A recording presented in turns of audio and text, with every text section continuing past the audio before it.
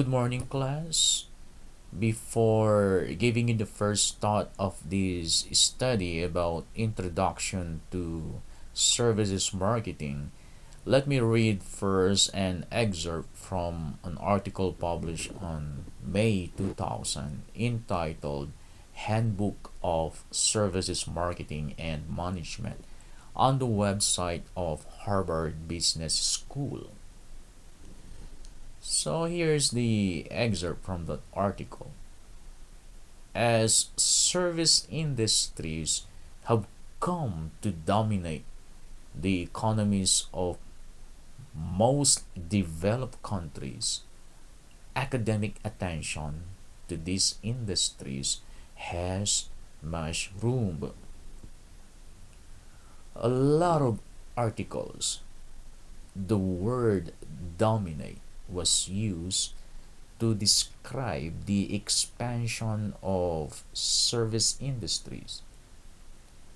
The growing and expanding world economy is being dominated by services in a way that has never been seen before. When you watch news programs that cover international news, particularly business matters, there is always a mention of businesses offering specific services. If you pay attention to the national news, there are numerous services available from the city center to the remote places where tourists visit. And even in your community itself, try to go around and you will find businesses that offers a service like haircut salon or preschool and many more. It is now a common knowledge among many that they can market their abilities, skills, and experiences, providing a service to others in order to make a profit. Some of them have expanded their business, while others have completely disappeared. In these two situations, service marketing is one of the primary factors. Our study is not only about service firms, but it is also about using services to make any kind of business more competitive. On the website cce.ateneo.edu, it was written as description to the subject service marketing that they are offering online. Quote, services dominate the economy and our daily life. Growth of the service sector in global economies is significant, and nearly all companies regard service as vital to retaining customers. Even manufacturing companies, once dependent on tangible goods, now recognize service as a provider of sustainable competitive advantage and business growth. This article from the website of Ateneo mentioned services dominate our daily life. So, how do services dominate our daily life? When you wake up in the morning until before you go to sleep, if you are too lazy to cook your food, then you will need the service of food delivery services all day long. While you are using your gadgets and suddenly there is a problem with the apps that you're using, then you will need the online technical services. If your gadgets have issues, you will need the service of the service center. When you have a problem with your teeth or any part of your body, then you need the services of the doctors. Service is a necessity for almost everything in your being.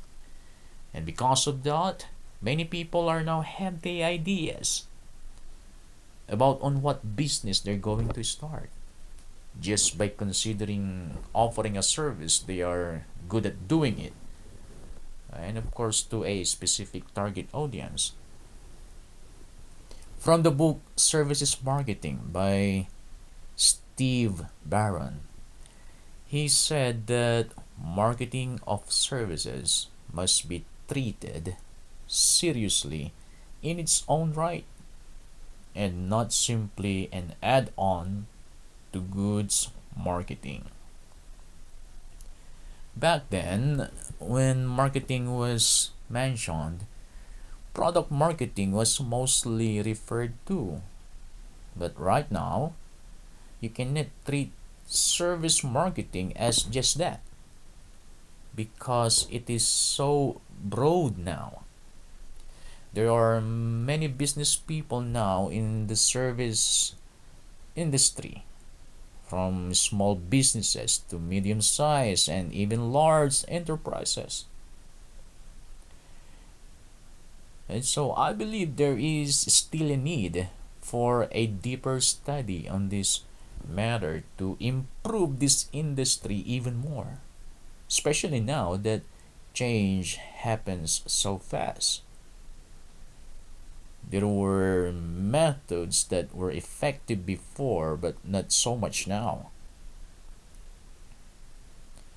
On the website of Leagues University in Hawaii, Leagues stands for leadership, innovation, growth, and success. There was an article published in their website on October 2019 entitled Introduction to Service Marketing. In that article, Philip Kotler was mentioned. Philip Kotler is an American author who popularized the so-called marketing mix, and he is also known for creating the field of social marketing. Let me read an excerpt from that article. Philip Kotler suggested that service is an activity or benefit that one party can offer to another that is essentially intangible and does not result in the ownership of anything. Its production may or may not be tied to a physical product. According to Philip Kotler and Kevin Lane Keller, there are four characteristics of service: intangibility, inseparability, variability, and perishability. Hand Hassan, the author of this article, gave his thoughts on these four characteristics of service. First, as service nature is intangibility, therefore, manufacturing and service delivery is more complex than a product, Hassan said. Second, inseparability is a significant characteristic that distinguishes a service from a product according to the simultaneous production and consumption. Third, due to the service variability, it's difficult to be controlled because it greatly relies on the service provider. Moreover, when, where, and how it's provided. Fourth, perishability is one of the major characteristics of service, that it can't be stored for later use or sale. No inventory, Hassan said. On the website of University of Texas, an article published on September 2022 entitled Challenges in Service Marketing. According to this article, the number one challenge is the intangibility of services. People are used to buying things that they can touch or have in exchange. They can touch or have in exchange for their money. But when it comes to buying a service, there is no tangible products or things they can have once they release their money. So that's really a challenge. You need to be able to show them that the money they will spend on the service you offer is worth it. If they cannot see the value of your service, they will not buy it even if they need it. You should always keep in mind that people are looking for solutions to their various problems in life and at home. Your offered service must address a problem they have. Then do everything to make them realize that your offered service will make their lives easier. Number two, the variable, subjective nature of a performed service. When it comes to tangible products, you can quickly inspect them and remove the rejected ones so that only the quality ones are presented to the customers. Selling a service is not that easy because it's not easy to determine if the quality of service given to one customer is the same as it is to another.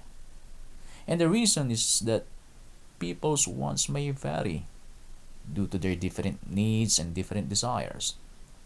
But we are sure that customers immediately know how well or quality a service is. The advantage of the service provider is when he knows well his or her target audience and continues to improve their ways of meeting their needs. Third, services cannot be stock, returned, or undone. Since you can stock services, it's not that easy to strategize. If you employ a large number of workers to provide services, what if there are only a few customers who come? If there are fewer workers, what if there are a lot of customers? So this is really a big challenge for service firms. There must be a prepared way to handle in case there is a surge of customers. Because if the expectations of the customers are not met, it may affect the name of your business. So the article from the Leeds University is almost the same with the article published in the website of University of Texas about the characteristics of service. Our study on the introduction of services marketing ends here, and don't forget to take the quiz on your iConnect. So I believe you learned something from this lesson, and so just enjoy taking the quiz